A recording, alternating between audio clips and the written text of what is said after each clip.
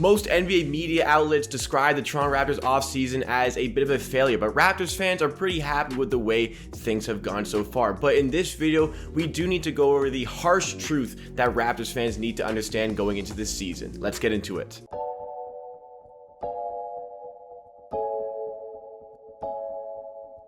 Welcome NBA and Raptors fans to Amateur Hour Sports. This is a channel where you get NBA content with a focus on the Toronto Raptors at least 4 days a week. That is Monday, Wednesday, Friday, and Saturday. This is your Saturday upload where we're talking about the harsh truth going into this season for Toronto Raptors fans. So if you like what we see from today's video and you want more of myself talking about the NBA and the Raptors and videos and content just like this, make sure to hit that subscribe button down below to show support to the channel on our road to 7,000 subscribers. Now, thank you guys so much for helping this channel hit 6,000 subs. I work very hard to keep on producing the content, and I'm glad you guys are enjoying everything, but make sure you stick around if you are new. But let's get down to the content for today, talking about the harsh truth we are facing for this season, because the Toronto Raptors have had, in my opinion, a pretty good offseason. Is it up to the standard of NBA media? Well, apparently not. A lot of outlets like ESPN are suggesting the Raptors have had one of the worst offseasons in the NBA, but Raptors fans have typically gone for about a grade of B. You know, some people out there on YouTube have given Raptors like A+ off seasons, but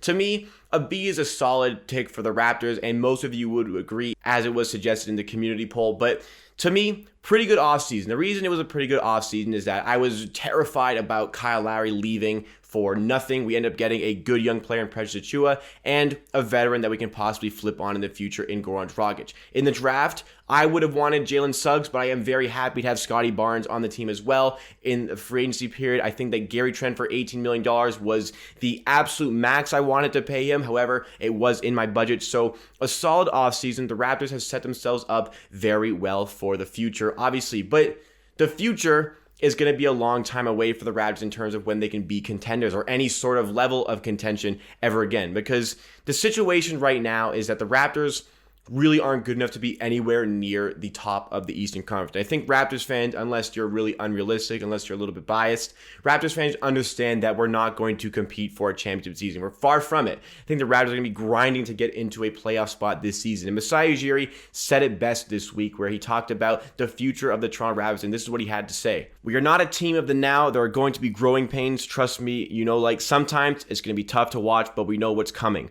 We know we're excited about the young talent. They are excited to play, to see how OG, Pascal, Fred are going to evolve as leaders, as elite players. And then the young guys, Scotty Barnes, Malachi Flynn, Delano Banton. In sports, people think now, you know, and this is where we have to be patient and let it grow. And Masai Ujiri has always been one to see the bigger picture. Sometimes Masai Ujiri is the one playing chess, other people out there playing checkers, because there's teams who are not in any sort of position to contend, who have made those win now decisions this season to try to better themselves to get in some sort of situation. And I am going to talk a little bit down on the Chicago Bulls for this, because I think they have done a great job in improving their team very quickly and very drastically. But realistically, looking at that Chicago Bulls team, are they a true contender in the Eastern Conference? In my opinion, they are not. So is it really worth going for it when you don't really have that opportunity to contend?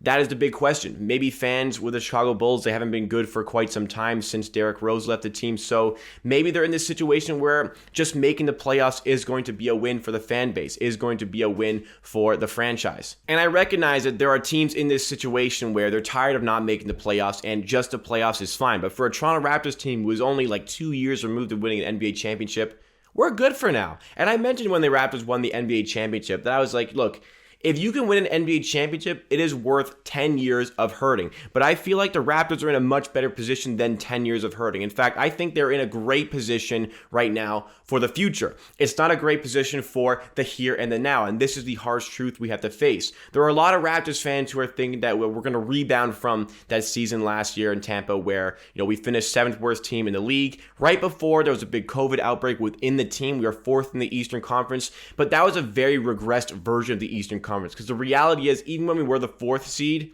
our record was either one game above 500 or 500. I can't remember exactly. But regardless, The Eastern Conference has improved immensely this offseason. Every team near the top of the Eastern Conference has gotten better. The Brooklyn Nets somehow got even better. The 76ers, they're still a threat. The Bucks, they're still a threat. Miami got way better. The Atlanta Hawks improved with that young core continuously improving. The New York Knicks did a great job of making their team better. The Chicago Bulls, like I mentioned, got even better. The Celtics, they got a little worse, but they are still in the mix. Charlotte got better. Indiana is still lurking around. Washington, you could argue whether they got better or worse. It is a competitive Eastern Conference, and I feel like there are 7 or 8 bona fide playoff teams in the Eastern Conference. And I don't know if I put the Raptors in that top 8 there. I think that they are going to be in a big fight to make the playoffs this season.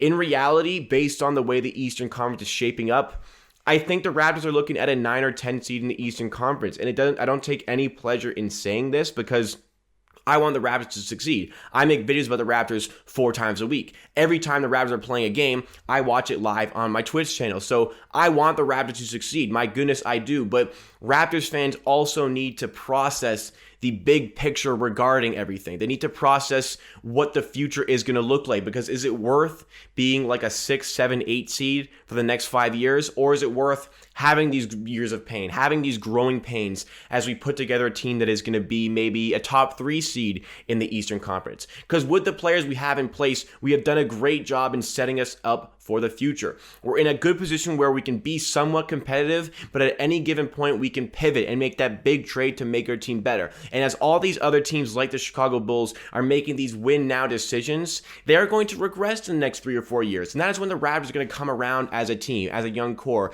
that start to play together, that start to win together. And year after year, I feel like they are going to win more and more games. But the reality is the Raptors had the opportunity in this offseason, this free agency period, to really make their team a lot better, to go for something in the playoffs or go for something in the Eastern Conference this season. But I think that when we turned down the opportunity to bring in Rashawn Holmes on a 4-year deal, that really set the tone for what the Raptors are trying to do here. They are trying to build something special in the future. And Masai Ujiri recognized that after the hardships of last season in Tampa, it did kind of set us back. You know, we have a lot of players who did regress, but we still have a lot of players who did grow through that season and got even better, like Fred VanVleet, who had a career year, like Gary Trent Jr., who had a career year, like OG Anunoby, who exploded for a career year. And I think he can get even better, especially when these guys are playing in front of a home crowd, especially when these guys are playing in front of fans. That's going to allow these players as individuals to develop. But the development of these individuals in a team unit is going to take its time. There's a lot of new faces in this team. We lost our leadership. We lost the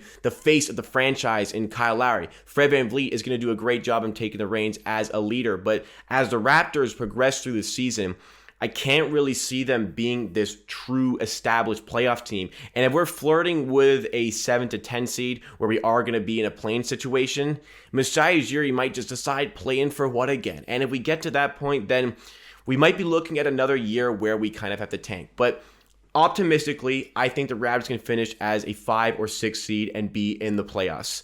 Realistically, I see them in a play-in position. And if we are in that play-in position, my fear as a Raptors fan who wants to enjoy watching his team succeed, who wants to enjoy watching his team win games, my fear is that Masai Ujiri is going to decide that winning isn't the best thing and that getting a better draft pick is the better thing for the franchise, just like it was last season when, we really could have made the play-in if we wanted to, but we just decided that let's go for the draft pick, and it pays off. We get the 4th overall pick, and we get our guy for the future in Scottie Barnes. So, Raptors fans, the harsh truth is you might have to accept a couple years of mediocrity to be better in the future. You might have to go through this pain, and a lot of Raptors fans who are watching this channel, maybe you never really grew up in an era where the Raptors weren't any good, because I grew up in that era. I grew up in that joke of an era where Andrea Bargnani was the face of the franchise, where we lost so many games. We never made the playoffs, and never did I expect the Raptors to turn it around the way they did and build all the way up to